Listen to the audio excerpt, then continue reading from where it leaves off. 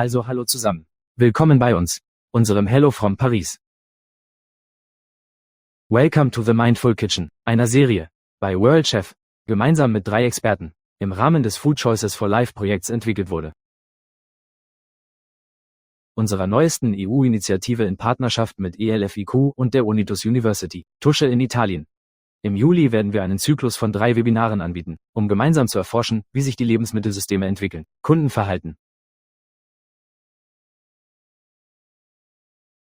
wie die Küche die Umweltbelastung verringern kann und wie das Esserlebnis nachhaltige Entscheidungen für ihre Verbraucher inspirieren kann.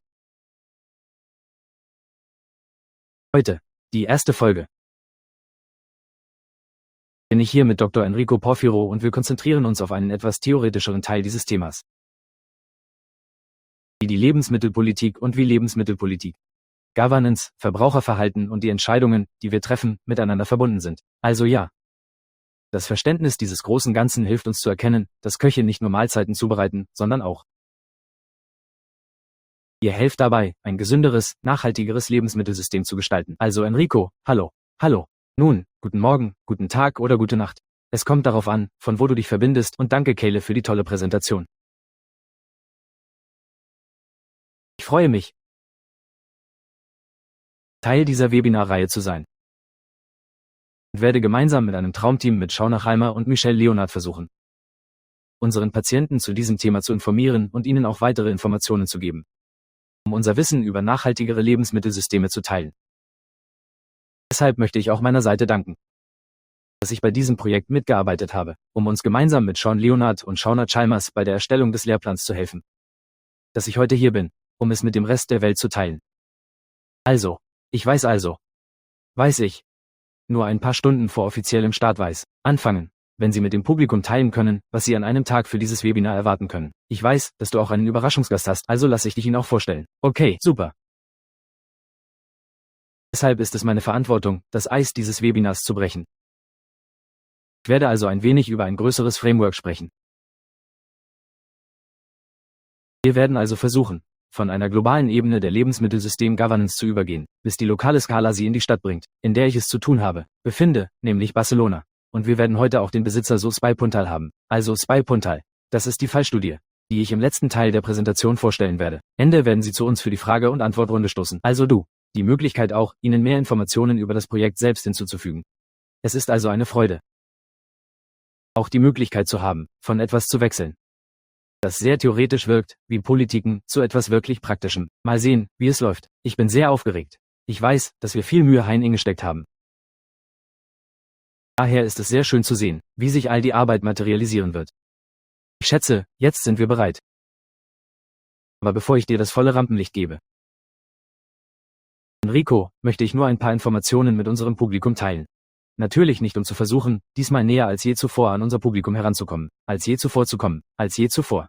Wir freuen uns sehr, eine Key-gestützte Live-Übersetzung und Untertitelung in 60 Sprachen vorzustellen, wie wir Ihnen bereits mitgeteilt haben, falls Sie Zoom haben. Hör auf, davon kannst du profitieren. Ich werde es einfach tun. Starte die Funktion in ein paar Minuten und ich poste einen Link im Chat. Also klicke einfach auf den Link. Und falls du Englisch verstehst, würde ich dir empfehlen, Enrico weiterhin in dieser Sprache zu hören. Aber falls du das Gefühl hast, dass es eine Sprachbarriere besteht, kannst du das Tool gerne nutzen. Und im zweiten Moment, bitte, wenn Sie Fragen haben, ist das kein Lernwebinar. Also fühlt euch frei, all eure Fragen zu stellen. Und am Ende werden Enrico und Victor alles gemeinsam besprechen, während Enrico danach spricht. Slide. Frage in Frage und Antwort und ich überlasse dir das Rampenlicht, Enrico. Und ich will, dass ich im Hintergrund bin. Ich werde mit euch über den Chat chatten. Tschüss. Vielen Dank, Isla. Nun, wie Isla sagte, machen wir dieses Webinar auf Englisch. Aber wie ihr vielleicht schon an meinem normalen Nachnamen verstanden habt, bin ich Italiener. Also könnte ich unterwegs etwas von meinem Alter verlieren. Ich hoffe, das ändert das Erlebnis nicht. Aber ich werde mein Bestes tun, um alle Schritte richtig auszusprechen. Also steigen wir in unser erstes Webinar dieser Reihe, The Mindful Kitchen. Ich werde Sie zu diesen führen, um das Lebensmittelsystem zu verstehen. Wir sprechen über die Governance, wer für was verantwortlich ist, und dann die Konsumentenentscheidungen. Die Idee dieser Webinare, so haben wir von Anfang an gesagt, ist nicht nur zu verstehen, wie das nachhaltige System organisiert ist, sondern auch der wichtigste Teil, wie die Rolle des Kochs von uns innerhalb dieses größeren Lebensmittelökosystems ist und auf diese Weise, sobald wir alles bereit sind und verstanden haben, wo wir stehen, dieses Panorama können wir. Und schließlich verstehen Sie, man zu einem nachhaltigeren Lebensmittelsystem beitragen kann. Und ich möchte sagen, dass dieser letzte Teil praktisch ist. Lebensmittelsystem beeinflusst. Etwas ist, was wir im Laufe der Serie mit dem zweiten Editor-Webinar mit Sean, Leonardo und Shauna Halmer am Monatsende weiterentwickeln werden. Also diese Webinare als eine Gruppe, da wir gemeinsam in einem Team arbeiten, um zu helfen. Alle unsere Perspektiven können Ihnen zum Beispiel einen vollständigen Rahmen bieten. Heute wird die Präsentation also 3 Hauptblöcke organisieren. Wir werden über ein nachhaltiges Lebensmittelsystem sprechen.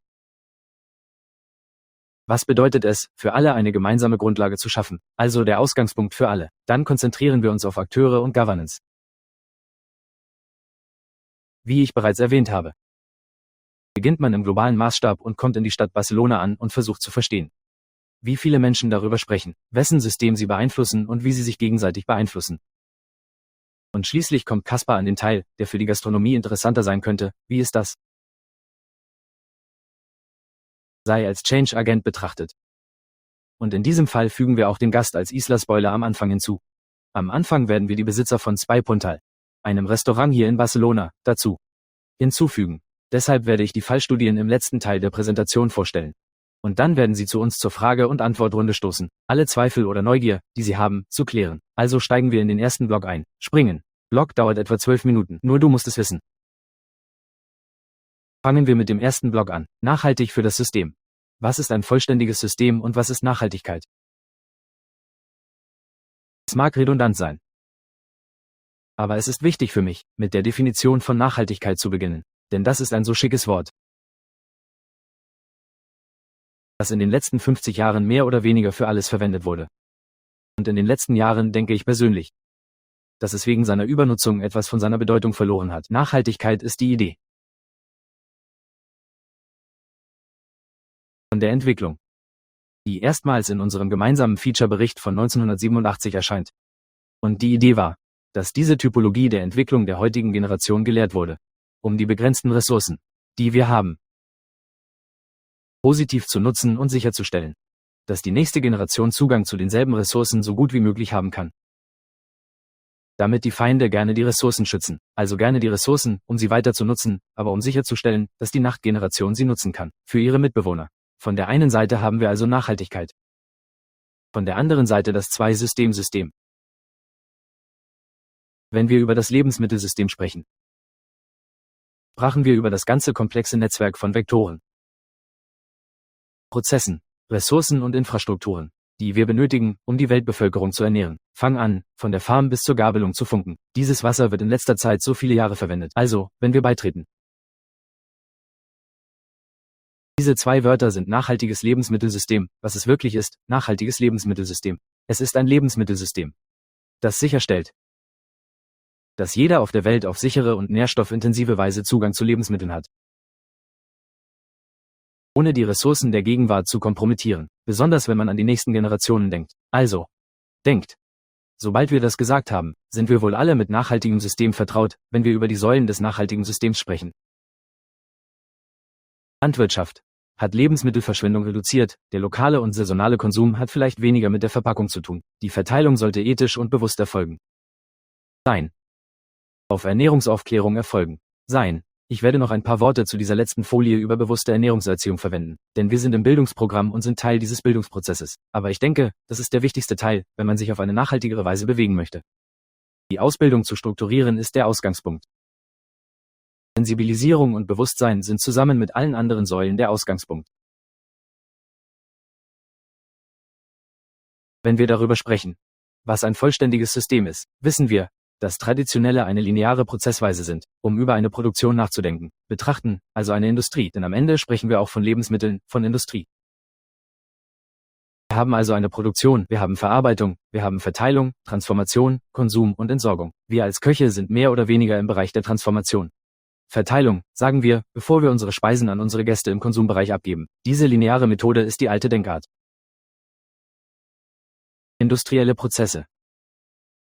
da ich etwa 3 Jahrzehnte sagen werde, uns in Richtung einer eher zirkulären Systemidee. Das zirkuläre ökonomische Modell ist etwas, wie der Name schon sagt, etwas, Methode, das dieselbe Ressource auf zirkuläre Weise wiederverwendet soll, um die Verluste in diesem Prozess so weit wie möglich zu reduzieren. Wenn wir unser Work-Through-System anwenden, sieht es ungefähr so aus. Wir fangen also mit dem Produktionsteil an. Die Verarbeitung, die Verteilung, die Transformation. Also wo wir konsumieren, unsere Gäste und die Entsorgung irgendwie, wenn wir darüber nachdenken. Zirkuläres Wirtschaftsmodell. Das erste System scheint das einfachste zu verwirklichen, weil wir an unsere Verschwendung denken. Von unserer Küche aus kann man sich leicht zusammensetzen und für die Produktion zurück zur Erde gehen. Für die Produktion. Zurück zur Erde gehen. Und das stimmt. Wir können also den Kreislauf schließen. Diese beiden Teile verbindet. Aber es gibt viele andere verlorene Menschen in diesem Kreislauf, die wir berücksichtigen und auf die wir achten müssen, um sicherzustellen, dass das gesamte System weiterhin richtig funktioniert. Und aus diesem Grund möchte ich die Akteure des Zwei-Systems vorstellen. Ich bin sicher, dass Sie auf der nächsten Folie die Schauspieler sehen werden, an die wir gewöhnt sind. Für jedes einzelne Schrittmodell des Streitverfahrens haben wir natürlich einen vollständigen Systemakteur. Das sind also die Hauptakteure, die, von denen ich immer sage, dass sie tatsächlich das Essen berühren. Also der Produzent auf der einen Seite ist entweder Landwirte, Fischer, Viehproduzent, Verarbeiter, derjenige, der für die Transformation verantwortlich ist. Von diesen ersten Zutaten ist die Verteilung der Verantwortlichen, die für die Logistik verantwortlich sind. Also das Verschieben dieser Zutaten, dorthin transportieren. Gebraucht werden die Full-Services-Köche, Caterer und alle, die tatsächlich mit den gastronomischen Unternehmen zusammenarbeiten. Dann die Verbraucher, die Bürger und schließlich das westliche Management. Abfallwirtschaft, also die Menschen, die dafür verantwortlich sind, diese Lebensmittelabfälle zurückzugewinnen und in eine neue Ressource umzuwandeln. Das sind also etwas, das wir wohl schon wissen. Also, mit den Leuten, mit denen wir täglich zu tun haben, aber lass uns einen Zoom machen. Schauen wir uns dieses System also auf einer anderen Skala an. Schauen wir uns an, welche Akteure dieses System unterstützen, welche das System von einer Seite ermöglichen. Einerseits haben wir den politischen Entscheidungsträger und die öffentliche Institution, die Regierungen, die Leitlinien, Werkzeuge und Zuschüsse bereitstellen, um dies möglich zu machen. Dann haben wir Forscher und Pädagogen. Hallo hier. Sind wir Universitätsausbildungszentren, Kochschulen, die sich mit einem sinnvollen Leben beschäftigen, Köche und Bürger über nachhaltige Lebensmittelmodelle. Und dann haben wir NGO und zivilgesellschaftliche Vereinigungen. Also diese private Gruppe von Menschen, die an Interessenvertretung, Sensibilisierung und Lebensmittelnetzwerken arbeitet. Also, nehmen wir an. In der zweiten Runde des Systems haben wir bereits 3 weitere Typologien von Akteuren und können einen Schritt zurückgehen. Wir werden das finden, was ich gerne den unsichtbaren Akteur des Lebensmittelsystems nenne, den ich aber als entscheidende Verbinder betrachte.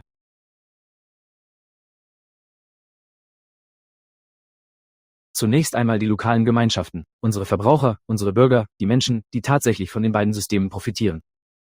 Dann gibt es Technologie-Innovationsakteure, also die Menschen, die tatsächlich arbeiten, zum Beispiel mit Lücken. Arbeiten, zum Beispiel mit Lücken, wenn wir Lebensmittel bestellen oder ein Rückverfolgungssystem für das Management unserer Unternehmen haben, und dann die Finanzakteure oder Investoren, die Gründungsprogramme, die das ermöglichen. Als ich diese Präsentation organisiert habe, habe ich darüber nachgedacht, wer der Schauspieler ist und wer tatsächlich mit all diesen Menschen zu tun hat. Wir haben 12 Gruppen von Akteuren in diesem kompletten System, was eine riesige Anzahl ist. Wer ist also die Person, die tatsächlich mit all diesen zu tun hat, kümmert? All diesen zu tun hat, kümmert? Und die Antwort kam ganz natürlich, der Koch. Wer hat also die Welt regiert? Köche sind im System, die Menschen aller anderen verantwortlich sind. Faktoren. Sie sind diejenigen, die jeden Tag mit Lieferanten, Anbietern und der Logistik sprechen. Der andere ist es, Lebensmittel transformieren, die Lebensmittel unseren Verbrauchern servieren. Mit den Akteuren der Abfallwirtschaft sprechen und dann mit lokalen Gesetzen und Gesetzen der politischen Entscheidungsträger umgehen, mit Forschern und Pädagogen zu sprechen oder über sie zu lesen und zu lernen, darüber, um nach finanziellen Akteuren zu suchen. Ich muss wohl nicht viel dafür ausgeben, und für Technologie. Versuchen Sie also, in unserem Bereich zu innovieren. Als wir also über ein neues Schema dieses Lebensmittelsystems sprechen, sagte ich, ein Koch in der Mitte könne der Weg sein. Das Lebensmittelsystem aus einer anderen Perspektive zu verstehen und zu verstehen, was die Verantwortung und der Eigentümer des Kochs sind. die Führung zu übernehmen, um diese beiden Systeme zu einer nachhaltigeren Version von sich selbst zu verändern. Übernehmen. Sobald wir klarstellen, dass dies die Rolle des Kochs im heutigen System ist, möchte ich das tun. Zum zweiten Teil dieser Präsentation, der über Akteure und Governance spricht. Wer hat also die Macht? Wenn wir über das System im globalen Maßstab sprechen und es dann auf lokale Ebene eingrenzen. Deshalb lade ich Sie ein, diese Übung auch in deinem Land, in Ihrer Stadt zu wiederholen, um zu verstehen, wer die Richtlinien für das, was wir jeden einzelnen Tag tun, vorgibt. Und ich werde Ihnen die Übung vorstellen, die ich in meinem Fall gemacht habe. Wenn wir über die Governance des Lebensmittelsystems sprechen und über die Akteure nachdenken, habe ich auf globaler Ebene mit den Vereinten Nationen und der Agenda 2030 der Vereinten Nationen begonnen. Aber ich schätze, wir sind uns dessen fast alle bewusst, Europäischen Union, und wir werden später noch etwas mehr darüber sprechen.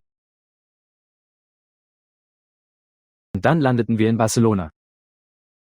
Jeder dieser Akteure hatte eine Governance als Governance-Befugnis, also hat er seine eigene Richtlinien, Strategien, Pläne, also werden wir sehen, wie es ist, wie sie funktionieren und in welchem Moment wir anfangen, sie immer spezifischer zu machen und in welchem Moment Chef auftaucht.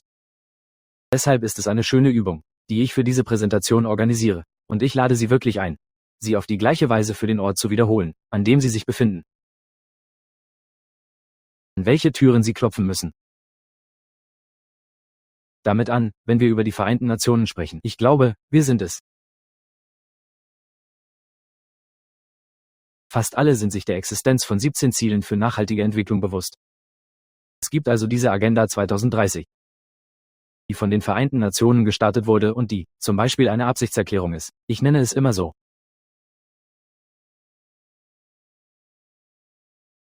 Sie setzten Ziele in 17 Hauptkategorien von Themen, die in den nächsten 4 Jahren erreicht werden sollen. Die Idee war also, auf einer gemeinsamen Ebene etwas zu erreichen. Diese 17 Ziele, natürlich,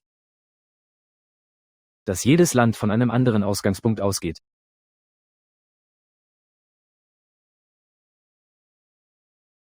Wenn wir von diesen 17 Zielen sprechen, haben wir 2 Ziele, die direkt und unmittelbar mit dem Thema Gastronomie verbunden sind. Der erste ist Null Hunger. Das Ziel Raute 2 und das zweite ist das 12., wenn wir von verantwortungsvollem Konsum und Produktion sprechen. In der Tat, die meisten. Ich würde sagen, dass alle Ziele tatsächlich mit der Gastronomie verbunden sein könnten, weil wir sie auch verbinden können, wenn wir über den Klimawandel, das Leben unter Wasser und all die anderen sprechen. Aber wenn wir uns auf diese beiden konzentrieren, könnten wir verstehen, vielleicht, dass zum Beispiel, wenn wir über Ziel 20 sprechen, Hunger, dieses Ziel die Idee betrifft, die Weltbevölkerung zugänglich zu machen, gesundes Essen zu einem fairen Preis in jedem Moment ihres Lebens.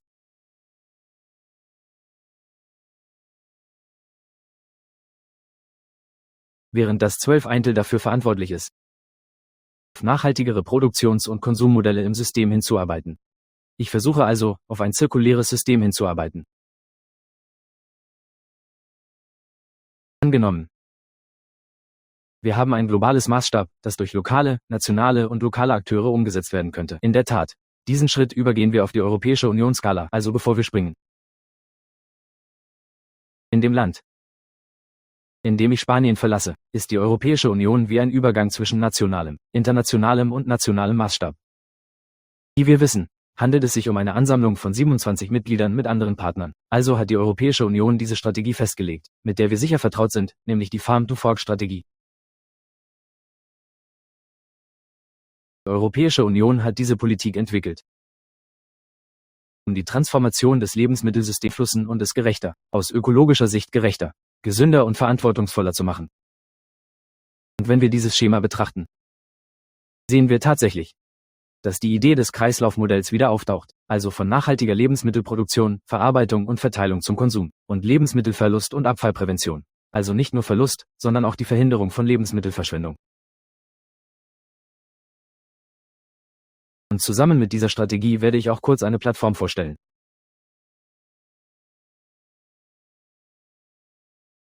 auf der ich gerne mal scrolle, nämlich Food 2030, das ist der Forschungsrahmen der Europäischen Union. Es ist eine Website, die Sie besuchen können, auf der Sie tatsächlich alle Projekte sehen können, die von der Europäischen Union finanziert werden. und über ein System arbeiten. Unser Food Choices for Life Projekt ist tatsächlich vorhanden. Aber heute wähle ich ein weiteres Projekt aus, das ich vorstellen möchte. Das ist der Agrilube. Es handelt sich um ein Konsortium von 37 Partnern innerhalb der Europäischen Union sowie China, die sich auf Überprüfungen konzentrieren, nicht nur auf Lebensmittelverschwendung, wie wir tatsächlich gewohnt sind. Also nicht nur zwischen der Entsorgungs- und Produktionsphase zu arbeiten, sondern in diesem Fall auch über den Verlust zwischen Produktions- und Verarbeitungsphase. Deshalb versuchen sie, die unterbeutete Landwirtschaft wiederherzustellen. Durch unsere Residies-Entwicklung in ein Portfolio mit hohem Bearbeitungswert nach Produkt. Also arbeiten sie an der letzten zwischen dem ersten beiden Schritten und nicht unbedingt an der letzten Entsorgungsproduktion, an die wir eher gewöhnt sind. Deshalb war es interessant, weil es bewies, dass es ein Interesse an allen Gesetzen gibt, die wir entlang des Kreises haben, und nicht nur am Abschlussteil. Deshalb lade ich Sie wirklich ein, diese Plattform zu besuchen, denn Sie werden viele Projekte entdecken, die laufen, und ich denke, wir sind immer die Möglichkeit, von anderen Erfahrungen zu lernen. Und jetzt springen wir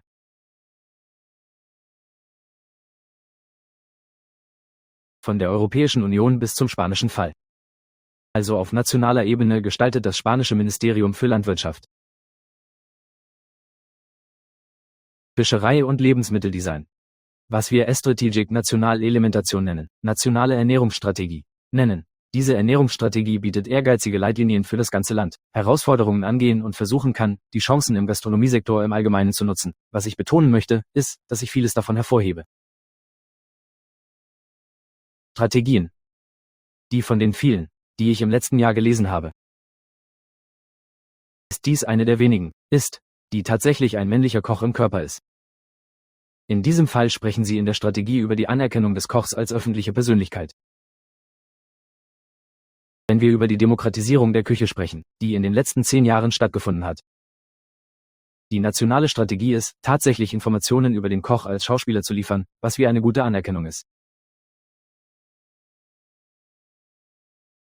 Damit unsere Gemeinschaft anerkannt wird, Teil des sich verändernden Weges zu sein. Deshalb denke ich, es ist wirklich wichtig zu verstehen, dass wir diesen Weg und die nationale Skala erkennen. Und dann wechseln wir von der nationalen Ernährungsstrategie in Spanien zur katalanischen Strategie. Strategie. In diesem Fall hat die Regierung Kataloniens den strategischen Ernährungsplan für Katalonien entworfen, der 2021 begonnen und in diesem Jahr abgeschlossen wurde. Und dieser Plan ist aus 2 Hauptgründen interessant. Für die eine Seite haben wir die beiden Hauptziele. Das erste ist, ein wettbewerbsfähiges System zu fördern, das sowohl integriert als auch nachhaltig im Gebiet ist. Auf der anderen Seite drängt sie darauf, Katalonien zu einem Maßstab zu machen, eine Referenz im Sinne nachhaltiger Astronomie zu machen, ohne jedoch unsere Bedeutung dieses Ziels zu berücksichtigen. Ich liebe wirklich, wie sie die nachhaltigen Ziele der UN in diesen 3 Bildern neu gestalten, also am Anfang dieser Punkte. Bei diesem Plan sprachen sie darüber, dass, wenn wir die 17 GDS wie das Ziel für nachhaltige Entwicklung nehmen, von der Agenda 2030 und wir ordnen die Koordinaten in chronologischer Reihenfolge um, werden Sie sehen, dass wir tatsächlich am unteren Ende unserer Gesellschaft Nahrung haben. Das Lebensmittelsystem ist also das erste System, das wir brauchen. Und wir müssen es nachhaltig umsetzen, denn nur darüber hinaus haben wir die Gesellschaft in der Wirtschaft. Denn die Bedürfnisse, die wir alle haben, sind Tweets. Ein volles System, das etwas ist, also etwas, das wir alle in jedem Teil der Welt teilen. Je mehr wir also auf Bestellung drängen, je mehr wir in der Lage sind, Lebensmittelsystems, werden wir dann alles andere verändern können. Das Wirtschaftsmodell, das wir weltweit haben.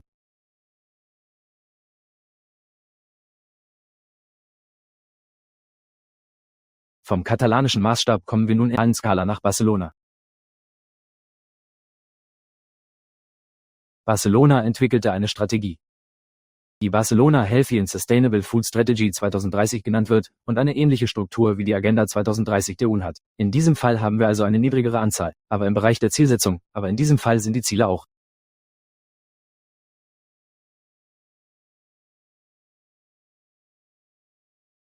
Zusammen mit einigen Möglichkeiten für lokale Unternehmen, diese Ziele tatsächlich zu verbessern, denn die Gemeinde Barcelona bietet von einer Seite technische Beratung an, aber vor allem Zuschüsse zur Förderung nachhaltiger Lebensmittelinitiativen bereitstellt. Wir haben also eine Typologie von Fördermitteln.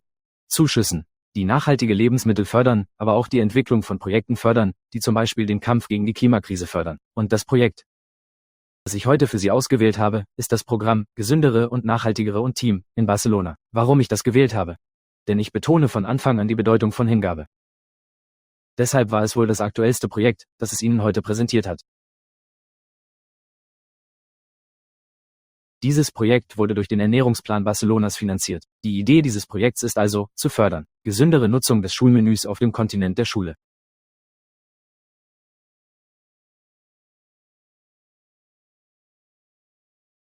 Von einer Seite aus ändert man das mediale Zeichen mit weniger rotem oder verarbeitetem Fleisch hin zu einem proteinstärkeren pflanzlichen Ursprungs, also pflanzenbasierte Speisekarte. Menü. Aber auch zum Beispiel, um mehr frisches Obst hinzuzufügen und das Olivenöl zu verwenden. Mediterrane Zutaten ist, in allen Prozessen zu verwenden, statt anderer Produkte. Deshalb ist dieses Projekt nicht nur wichtig, unsere Kinder besser essen, sondern auch, weil sie es tun. Sie sind von der Ernährungsperspektive beeinflusst, also werden sie es wahrscheinlich auch tun. Ich frage nach gesünderen Essen zu Hause und werde derjenige sein, der isst und nach einer anderen Ernährungsweise fragt. Und wenn wir also eine Bestellung aufgeben und das ganze System auf eine andere Weise umorganisieren wollen, es diagrammatisch zu gestalten, werden wir sehen, dass die Steuerung des Lebensmittelsystems tatsächlich wie eine Pyramide aussehen kann, die wir haben.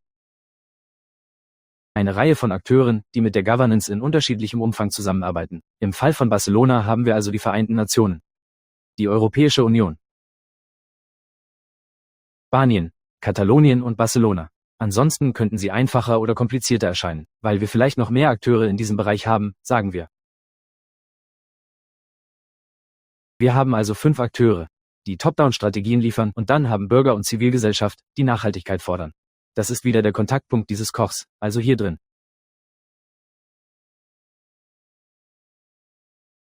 Wir sehen erneut den Verbindungspunkt zwischen dieser Top-Down-Strategie und dem Bottom-Up-Einflusssystem. Das ist der gastronomische Geschäftsbereich. Warum?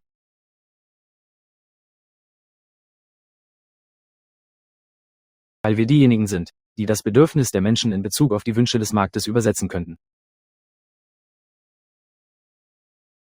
Die uns zusammen mit den Leitlinien verlangen, top stellt, die wir von oben erhalten haben, bittet. Und aus diesem Grund sage ich gerne, dass die Lebensmittelwahl der Verbraucher der Wendepunkt ist, in dem der Koch tatsächlich eintreten kann.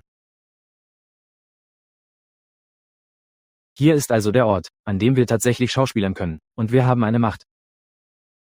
Wenn also der Bereich, an dem wir tatsächlich als Veränderer betrachtet werden können, diese Handlungslücke ist, in der wir spielen können. Also im dritten und letzten Teil dieses Webinars.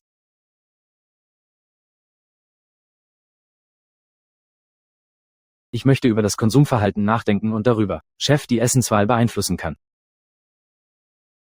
Und ich werde dies mit einer kleinen theoretischen Einführung und dann noch einmal tun, und dann noch einmal tun. Wir schon sagten, wir noch einmal tun, wir schon sagten, tun, wir schon sagten. Sprechen wir hier in Barcelona über einen praktischen Fall. Hier in Barcelona. Eine Fallstudie eines Restaurants.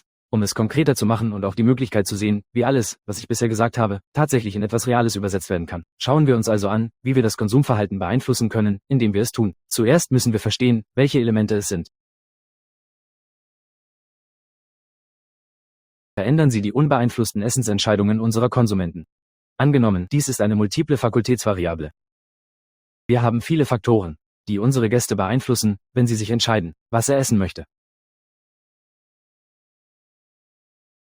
Wir haben sensorische Faktoren, wirtschaftliche, persönliche, staatliche, kognitive und kontextuelle Faktoren. Kurz zusammenfassend, können wir alle beeinflussen? Nein, das können wir nicht. Zum Beispiel nicht den Geschmack ändern, den ein Kunde genehmigt hat, aber wir können es ändern. Zum Beispiel eine Vertrautheit mit einem Influencer.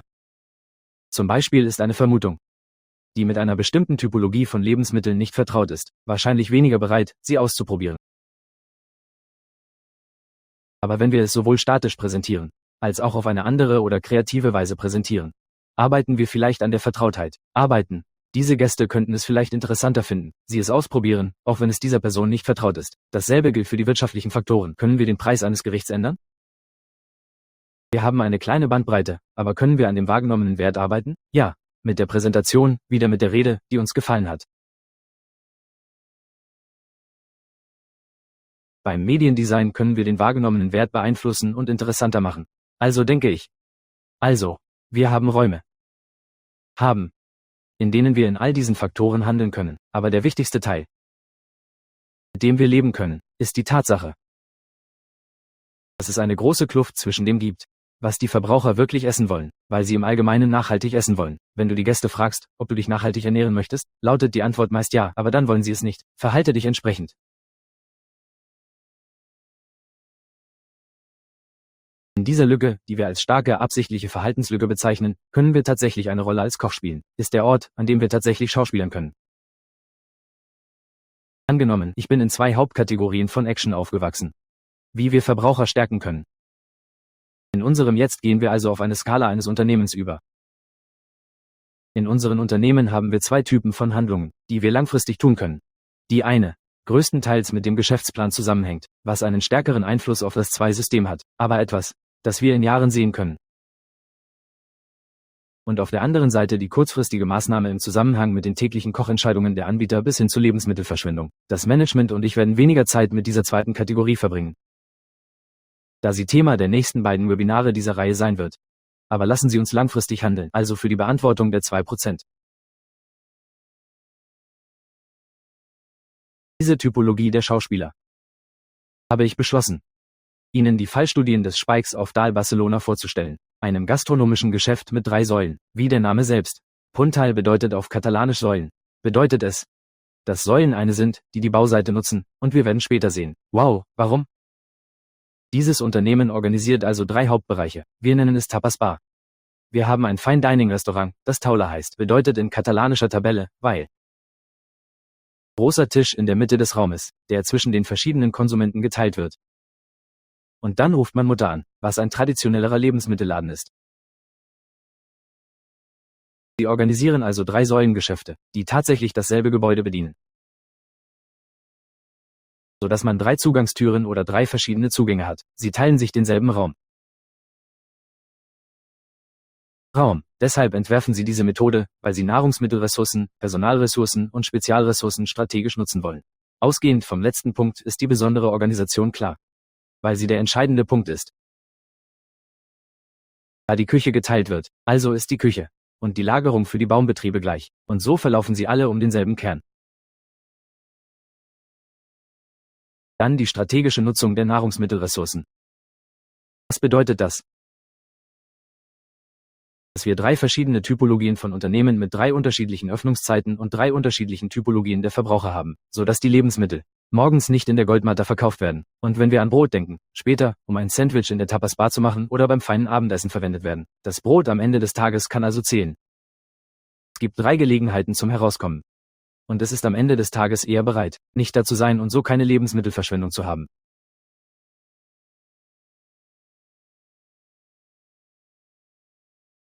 Ein ähnlicher Grund gilt für die Personalabteilung. Weil sie wirklich große Sachen haben, die sich je nach Öffnungszeiten oder Schwankungen je nach Saison ändern könnten. Und die Arbeitszeiten könnten sich gegenseitig übergehen. Auf diese Weise können sie je nach Tageszeit neu positioniert werden und können zu dritt arbeiten. Auf diese Weise nutzen wir auch die personellen Ressourcen strategisch. Ausgehend von dieser Organisation, die ich wirklich interessant und einzigartig fand, möchte ich über das Geschehen sprechen. Dann entscheiden Sie sich, es langfristig zu verwenden. Das erste ist also die Aktion 0. Ich nenne es gerne Ihr Manifest. Sie haben es richtig verstanden. Sie druckten dort im Hauptfenster des Tower Restaurants. Gedruckt. Sie wollen von Anfang an klarstellen, um welche Geschäftstypologie Sie gehören. Ich werde also nicht alle lesen, aber ich werde meine Lieblingsbücher auswählen. Deshalb wollen Sie eine Säule für den Nachbarn sein, was an den Namen Punta erinnert. Sie stehen allen offen. Sie bereiten mediterrane Küche zu.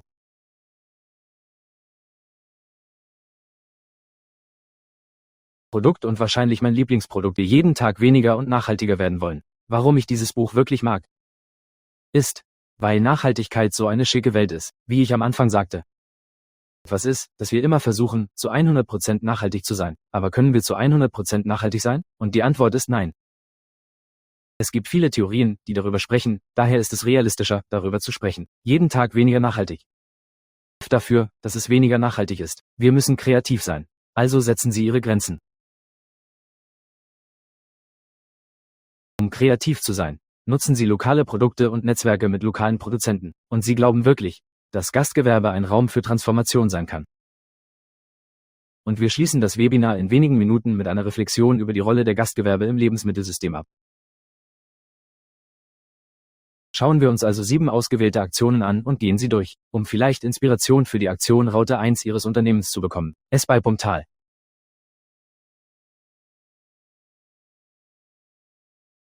Befindet sich hier im Elbor, einem wirklich realistischen Nachbarn in Barcelona. Ich nehme an, ihr kennt alle das Thema Tourismus in Barcelona, wo wir Erfahrung mit Überfüllung haben. Die zentralen Nachbarn verlieren ihre Identität. Dass sie sich also entscheiden, diesen Raum genau mitten in der Stadt zu öffnen, ist ein Akt eines Systems. Was sie als erste Aktion tun wollen, wollen sie neu denken. Wie es früher war, also zuerst für die lokale Gemeinschaft und später für den Tourismus. Ohne die Touristen aus diesem Gebiet zu entfernen, aber der lokalen Gemeinschaft Vorrang zu geben. Wie können wir das tun?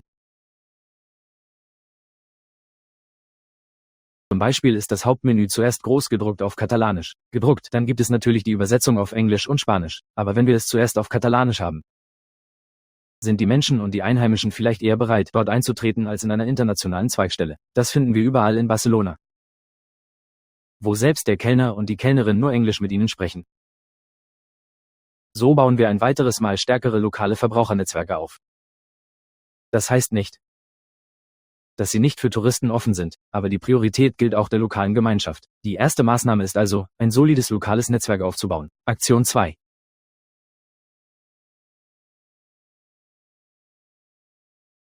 Man spielt mit Essenslandschaften, um den Wechselwirkungen der von Bäumen in Toronto oder Fastfood-Modellen entgegenzuwirken, und arbeiten natürlich an lokaler kultureller Förderung sowohl durch Zutaten als auch durch Rezepte. Natürlich, aber auch auf unsere mediterrane Art des Blutens einführen. Zum Beispiel nutzt das Atava Finding Restaurant diesen einzigartigen Tisch, der für alle gleich anteilt ist. Also hast du zwar eine Art sicheren Abstand. Zwischen dem Verbraucher auf deiner Seite teilen sie sich immer noch denselben Raum, sodass du ein Teilrad mit Leuten hast, über Essen zu sprechen. Darüber, woher es kommt, ist das so mediterran, dass ich es für die Menschen halte, dass die Menschen, die dieses Essen erleben, auch unsere Lebensweise verstehen. Kann dieses Ziel wirklich mit Action 3 verbunden sein, also kreative Marketing, wenn wir sprechen, dann denke ich, dass wir uns jetzt mehr mit dem Menüdesign beschäftigen werden. Aber wenn wir hier zum Beispiel über kreatives Marketing sprechen, haben Sie eine großartige Lösung, um nachhaltige Antworten und nachhaltige Produkte in Ihrem Menü zu präsentieren. Anstatt also zum Beispiel die Anzahl der Produzenten anzugeben, woher sie kommen, wie viele Kilometer sie zurücklegen und welche Zutaten für die Ankunft in Ihrem Gericht angeben, was dann vielleicht etwas langweilig klingt. Für Ihre Kunden entscheiden Sie sich, mit der Idee der Landschaft zu arbeiten. Katalonien als Region ist also tatsächlich administrativ unterteilt, aber anstatt mit der administrativen Methode zu spielen, spielen Sie mit der Landschaft Kataloniens. Deshalb organisieren Sie die Speisekarte als eine Reise durch Katalonien und bringen die Konsumenten durch die Gegend. Gerichte inspirieren die andere Landschaft. Die Landschaft von Maresma, der Küstenteil auf Barcelonas Gipfel der Pyrenäen. Jedes einzelne Gericht ist also eher von einer Klimaeinheit inspiriert als von administrativem. Warum? Weil die Klimaeinheiten diejenigen sind, die ähnliche Industrien und Kultur teilen. Dieses kreative Marketing macht die Rede umgangssprachlicher und interessanter und fesselnder von mir. Meinung, deshalb fand ich es auch interessant, um es zu präsentieren. Springen wir zur Aktion Raute 4, Teilen von Herausforderungen. Wenn wir über nachhaltige Systeme und Unternehmen sprechen, sind die Hauptgründe, die uns in den Sinn kommen, lokale Produkte und saisonale Produkte, richtig? Was passiert, wenn diese lokalen Produkte aus sehr kleinen Produktionen hergestellt werden? Produzenten. Dann haben sie zum Beispiel nicht wirklich die Kapazität, jeden Tag nach Barcelona zu kommen, um Eier oder Pulver zu bringen. Und es ist wirklich, dass sie eines Tages nach Puntale kommen, am zweiten Tag bei einem anderen Geschäft, und so weiter, und so weiter. Und deshalb wird die gesamte Produktion in der Regel nach Mercadona, zum Central Market und von dort aus zurück in den Rest der Stadt geschickt. Um die Struktur dieses Modells zu verändern, treiben sie gemeinsam mit anderen Unternehmen zusammen. Das Area 12 kommen. Lager. Was bedeutet das? Ein gemeinsamer Lager? Stell dir vor, ihr seid zusammen 10 Restaurants im selben Bereich wie der Nachbar. Ihr mietet zusammen einen Raum. Verwandelt ihn in einen Lagerraum. Und im Lager bekommt ihr 10 Kühlschränke, einen für jedes Restaurant. Der Produzent der Eier. Eierproduzent. Der Eier von außerhalb Barcelona kommt also 1 bis 2 Mal pro Woche oder 2 Mal. Nur um ein Beispiel zu statuieren und die Eier in jedem einzelnen Kühlschrank zu liefern. Auf diese Weise kommt der Produzent einmal und wir Unternehmen, die wir sind, in der Gegend können wir einfach zu unserem kostenlosen Laden gehen und sie so oft mitnehmen, ohne Probleme mit Lagern im Restaurant zu haben. Das Teilen von Herausforderungen mit Ihren Restaurantkollegen könnte also eine Möglichkeit sein. Wir bewegen uns auf ein nachhaltigeres Lebensmittelsystem hin, wie diese Lösung einer gemeinsamen Speicherung. Und kommen wir nun zum Action-Raute 5. Seit einem Jahr von Puntal haben sie einen kleinen Gemüsegarten direkt außerhalb der Stadt Barcelona. Sie pflanzen ihre eigenen Zutaten. Die Idee ist nicht, den Produzenten zu ersetzen, sondern sie und sich selbst bei der Planung der Staffel zu helfen. Also einen Plan B zu haben und auch die Zutaten für sie herzustellen. Sie sind wirklich schwer aus sehr kleinem Gebiet zu finden, also noch einmal, sie ersetzen den Produzenten nicht durch einen eigenen Gemüsegarten.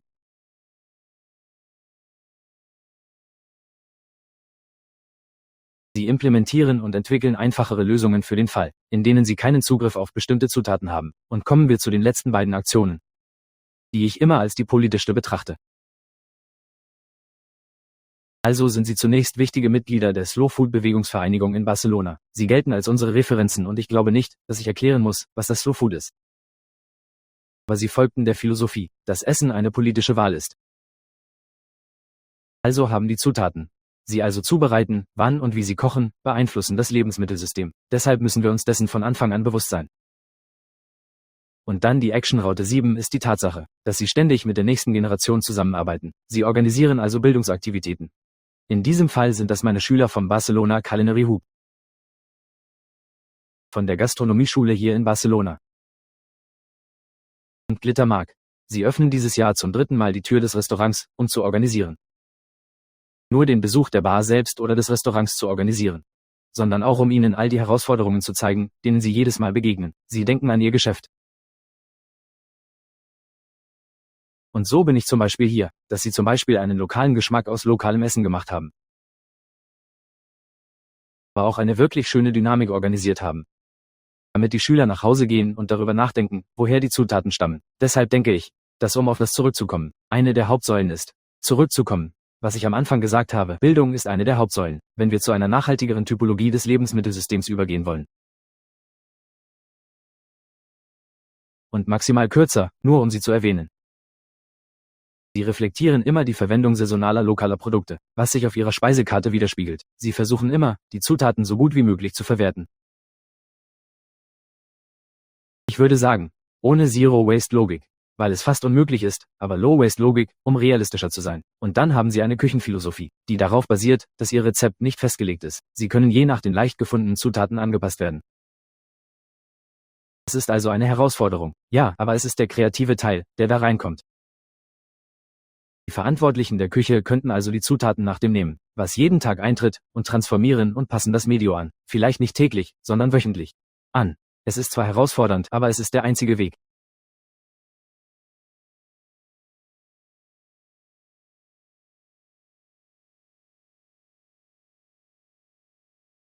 Die verwerteten Zutaten sowie die Produzenten und schließlich alle von ihnen verwalteten Baumflächen werden darauf ausgerichtet, Erleichterung der Kundeninteraktion eingesetzt. Zum Beispiel wird dieser große Tisch des feinen, liebenswerten Restaurants noch einmal als Raum unterrichtet, in dem wir versuchen, die traditionellen Restaurantbarrieren zu durchbrechen, damit die Menschen tatsächlich sprechen und tun können, was wir auf Katalanisch sagen, was wir in Sutherland nennen, also Remesa sobre taula, wo wir diesmal sprechen. Während wir am Ende des Desserts essen, denke ich, dass auch die Art, wie ich einen Raum baue, auch ein wichtiger Vorteil ist, wenn wir über Boost-Systemräume sprechen. Und zum Abschluss erinnern Sie sich daran, dass, was haben, Nachhaltigkeit bedeutet, über unsere Ressourcen nachzudenken und sie so gut wie möglich zu betrachten, ohne sie und ihre Nutzung für die nächste Generation zu beeinträchtigen. Und wie können wir das tun? Lassen Sie uns 3 Hauptschlussfolgerungen aus diesem Webinar zusammenfassen. Suchen. Ich muss sagen, dass Informationen allein das Verhalten unseres Gastes nicht ändern. In der Tat ist es wichtig, das Bewusstsein zu schärfen. Aber die Belege dieses Projekts zeigen auch, dass Informationen selbst keine vollständige Veränderung der Ernährungsumstellungen bewirken.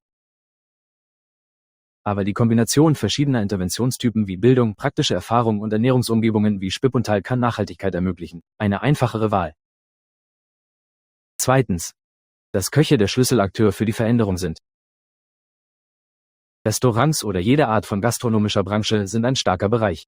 Während alltägliche Lebensmittelentscheidungen getroffen werden, sodass sie zu Gewohnheiten werden, also das Rezept transformieren, die Speisekarte gestalten, die Gerichte anders präsentieren und kommunizieren.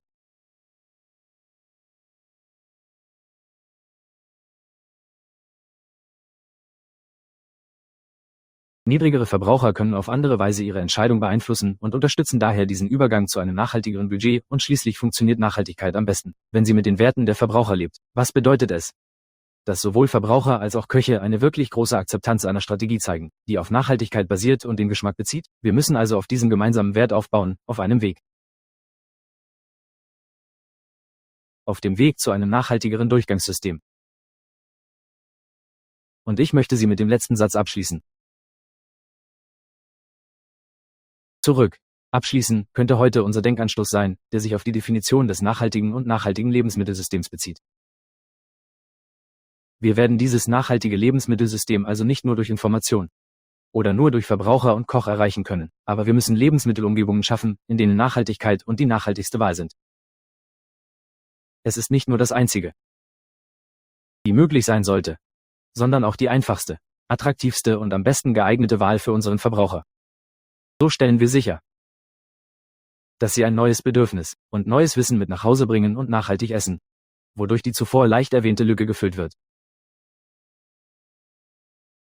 Mit diesem Satz werde ich also dieses erste Webinar der Reihe beenden. Wir danken unserem Partner für die Präsentation.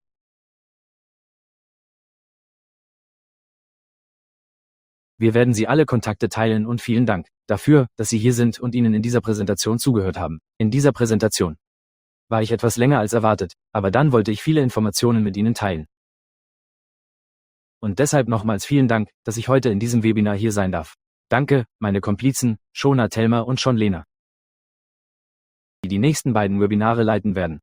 Und auch danke an Victor und Marc, die Besitzer des Spy Frontal sind. Sie werden springen. Heute mit Fragen und Antworten.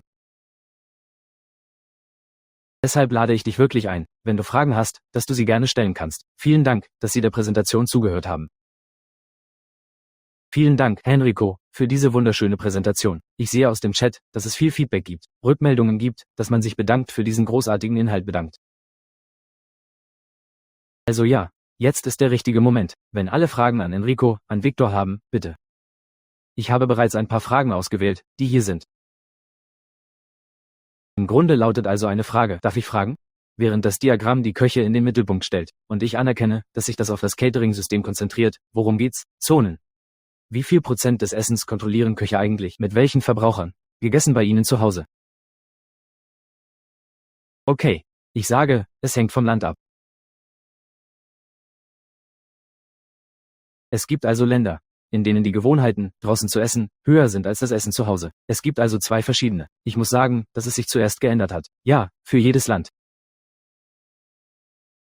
Aber in beiden Fällen hatten entweder die lokalen Gemeinden früher mit Restaurants zu tun oder nicht die Macht des Kochs in Restaurants, die zwar einmal pro Woche oder jeden Tag kommen, wir aber die Verantwortung und Macht tragen.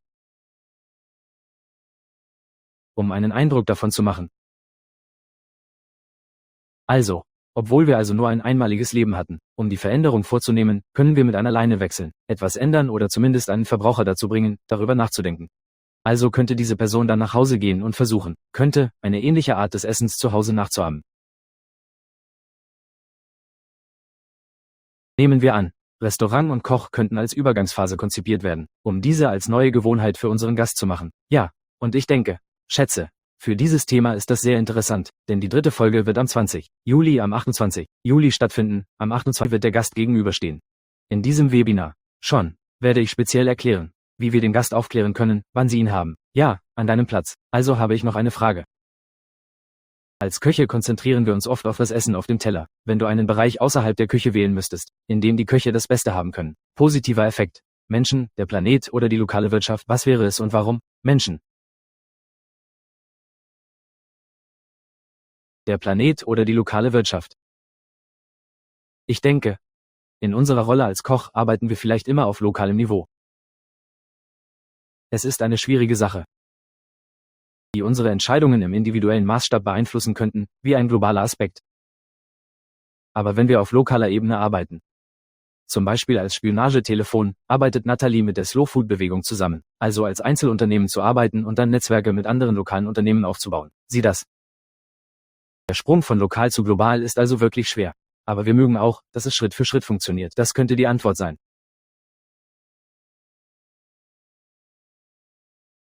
Okay. Wie nachhaltige Lebensmittelsysteme an einem Ort praktiziert werden können, an dem die Menschen die Terminologie nicht kennen? Zum Beispiel, was Nachhaltigkeit eigentlich ist, da alles um uns herum aus Fleisch stammt. Aus Fleisch stammt. Was genau bleibt also noch nachhaltig? Wenn Sie zum Beispiel in Umgebungen arbeiten, in Umgebungen, in denen Fleisch einige Zusatzstoffe enthält und ja, solche Dinge in diesen herausfordernden Bereichen, würde ich sagen. Ich denke, das betrifft ein bisschen das Problem, bei dem wir über Nachhaltigkeit sprechen. Nachhaltigkeit wurde in den letzten Jahrzehnten zu einem so weit gefassten Konzept, Begriff geworden, dass es wirklich schwer ist, den Menschen täglich klarzumachen, was es ist. Deshalb, wenn Spartan Thal davon spricht, nicht nachhaltig zu sein, sondern jeden Tag weniger unnachhaltig zu sein. Es ist also nicht so, dass unsere individuelle Entscheidung die Welt nicht retten wird, aber unsere kleinen Entscheidungen könnten es auch ohne helfen. Ich gehe ins Extreme.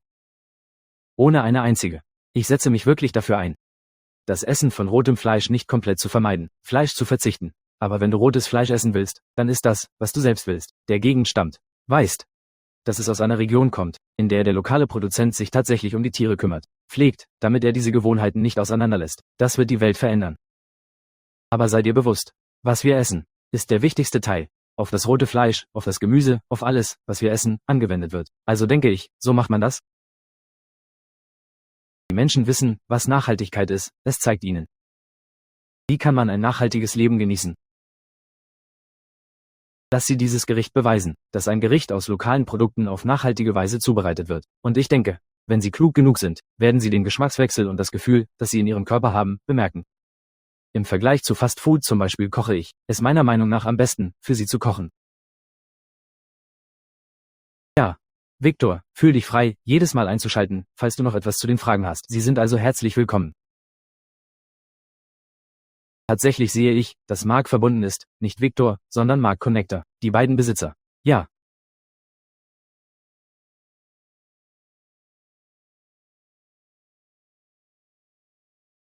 Wahrscheinlich ein bisschen Netzwerk, weil ich sehe, dass sie im Büro sind.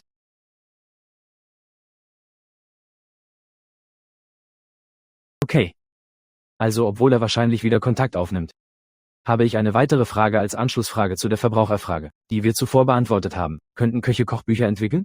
Foodtrends und so weiter entwickeln, um Produzenten und Verbraucher zu beeinflussen? Es fällt mir auf, dass es viel Potenzial gibt, Einfluss zu nehmen. Es ist eher ein Kommentar als eine Frage, aber ja, ich schätze, das ist mehr als Kochen. Heutzutage gibt es soziale Netzwerke. Und ich denke, das ist wahrscheinlich der einfachste Weg. Die nächste Generation, besonders für junge Menschen zu schreiben, ist ein soziales Netzwerk-Kochbuch. Ich meine, ich habe eine Bibliothek voller Kochbücher und ich liebe sie. Und ich bin irgendwie in einer Geschichte eines Kochbuchs. Aber sie sind vielleicht nicht die Lösung, um die junge Generation anzusprechen. Das heißt also nicht, dass wir aufhören müssen, Kochbücher zu machen, aber vielleicht ist soziale Netzwerke heute der Schlüssel für den Beitritt zu diesem Camp. Beizutreten, wie man einfache Rezepte macht. Das Problem ist, dass nicht verifiziert ist. Das Problem ist also, wie man dann versteht, wie dieses Rezept gut oder schlecht für den eigenen Körper ist, ob es wirklich schmeckt oder nicht. Und ich denke, die Antwort ist, es auszuprobieren. Wenn es nicht gut funktioniert, mach es einfach nicht nochmal. Ich habe einen Kommentar im Chat, bringe immer ein bisschen von diesen kontroversen Behauptungen ein und wir können darüber diskutieren. Natürlich gibt es kein richtig oder falsch. Aber es gab jemanden von Arad, der sagte, dass Kunden oder Verbraucher Wert auf Nachhaltigkeit legen. Eigentlich wollen sie organisch. Wie würden Sie als Forscher also auf diese Behauptung antworten? Was? Es stimmt. Es gibt wirklich viele Menschen, denen es egal ist, was sie essen. Ansonsten gibt es keine Fastfood-Ketten, die es nicht sind. Hier nicht erwähnen kann, die weltweit führend sein werden. Stimmt also, dass die Kunden sich nicht immer darum kümmern. Aber ich denke, Köche haben die Verantwortung, den Kunden aufzuklären. Informieren. Manchmal haben wir zwar nicht im Dialog gesprochen, erwähnt, aber ich mag nur einen kleinen Cutter im Geschäft und wenn der Kunde etwas verlangt, das ich für nicht nachhaltig halte. Ich stelle mich vorne und sage nein. Ich werde dir im August in Barcelona keine Kürbissuppe geben, weil es nicht saisonal ist und keinen Sinn ergibt, und der es wirklich wollte. Du hast andere Kunden, die sie dir bieten können. Manchmal weiß ich, dass das vielleicht wirklich so ist. Wirklich eine starke Antwort. Aber ich denke, es ist unsere Aufgabe, zu bilden und zu erklären, nicht nur zu sagen, nein, ich will es nicht machen, will es nicht machen. Denn wenn ich im August eine Pumpsuppe für dich mache, nehme ich die gefrorene Suppe, die von der anderen Seite der Welt kommt und stark ist. Und es wird wahrscheinlich geschmacklos. Und das Ergebnis für sie wird schrecklich sein. Und wir werden nicht nachhaltig sein. Das könnte also die Kommunikation sein. Ich sage also nicht, dass nur Augen nicht nachhaltig sind. Nein. Ist nicht nachhaltig und geschmacklos für dich. Also fang vielleicht an, sich den Faktoren wie dem wahrgenommenen Wert, dem Geschmack und der Vertrautheit zu nähern. Also versuchen Sie, eine Brücke zu den Kunden aus dem Thema zu schlagen, die Ihnen näher stehen, bevor Sie auf die Nachhaltigkeitsskala übergehen. Super. Ja, das ist ein Kommentar von Mark. Okay. Entschuldigung, können Sie mich jetzt hören? Entschuldigung, ich hatte einige Probleme mit meinem Mikrofon, aber ich glaube, jetzt funktioniert es richtig. Perfekt. Ja, ich wollte hier nur ein kleines Detail nennen. Also denke ich denke, nein, ich bin sicher. Die Leute stören sich nicht so sehr an der Nachhaltigkeit. Nicht so sehr stören. Sie stören sich nicht so sehr daran. Politische Produkte. Sagen wir, aber sie interessieren sich sehr für Geschichten, was schon etwas ist. Dieser Wert ist meiner Meinung nach sehr relevant für die Art von nachhaltigeren Lebensmittelsystemen. Sie haben, wenn ich aus der Küche komme, und ich bringe.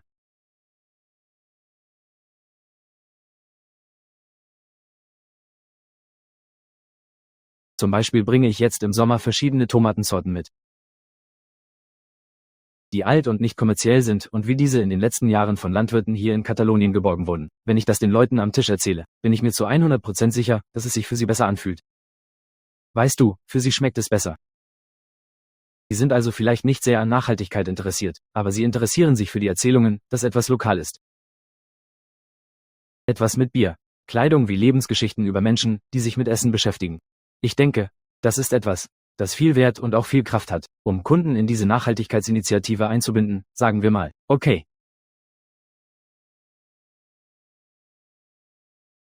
Und ich habe noch eine Frage. Dass Sie verstehen wollen, wenn du und Rico über eine Beteiligung gesprochen habt.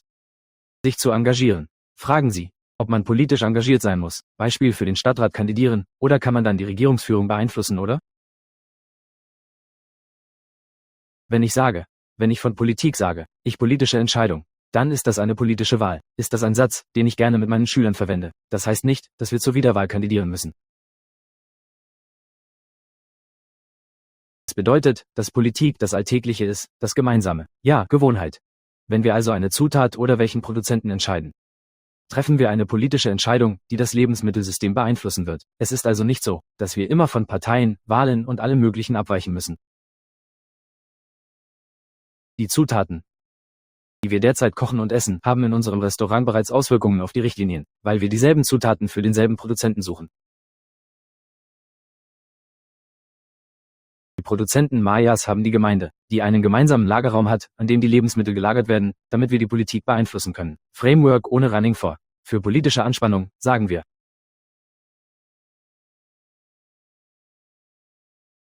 Wie können Köche mit lokalen Entscheidungsträgern in Kontakt treten, um ihnen zu helfen, nachhaltige Veränderungen besser zu unterstützen? Klopfen an die Tür.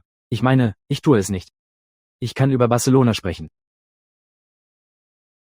Ich denke, Marc kann auch darüber sprechen, dass die langsame Fußbewegung hier wirklich starke Bewegungen ist. Es sind viele Geschäfte beteiligt.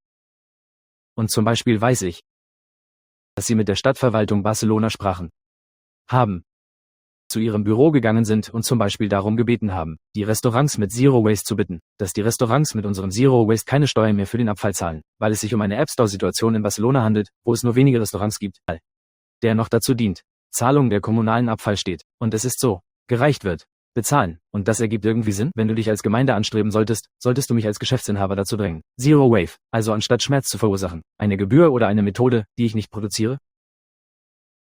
Eigentlich solltest du mir vielleicht Geld geben, um diese zu pushen und umzusetzen. Ich weiß nicht, ob es Märkte sind, vielleicht ein anderes Beispiel als Geschäftsquelle sind oder ein anderes Beispiel dafür. Aber ich denke, die Antwort ist, dass sie an die Tür klopft. Ich bin sicher, dass es einige geben wird, die noch mehr sind. Zugänglich und weniger am Zentrum. Zumindest im Fall von Barcelona gibt es Büros, die sich mit Lebensmitteln und Lebensmittelernährung beschäftigen, daher ist es hier wahrscheinlich einfacher.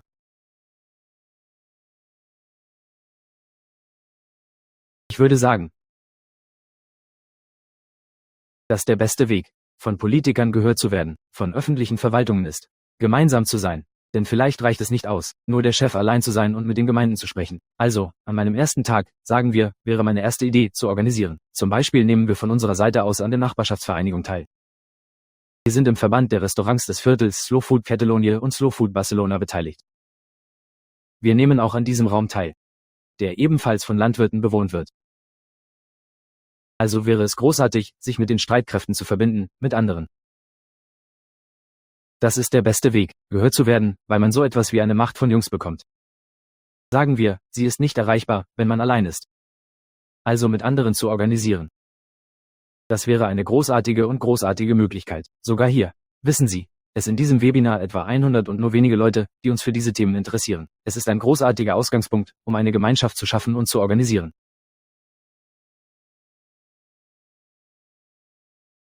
Wenn ich noch etwas hinzufügen darf, ich stimme dir zu. Zum Beispiel haben wir auch beim World Chefs Kongress, den wir im Mai hatten, dafür gesorgt, dass einige politische Entscheidungsträger oder Vertreter aus Florida, den Vereinten Nationen, an dieser Diskussion teilgenommen haben. Deshalb denke ich, diese Networking-Events funktionieren immer. Daran arbeiten, sich zu verbinden. Nachdem ich mit dem Kongress gearbeitet hatte, hatte ich viel mehr Netzwerk und war mir viel klarer, was alle machen, weil man meistens eine Verbindung aufbaut.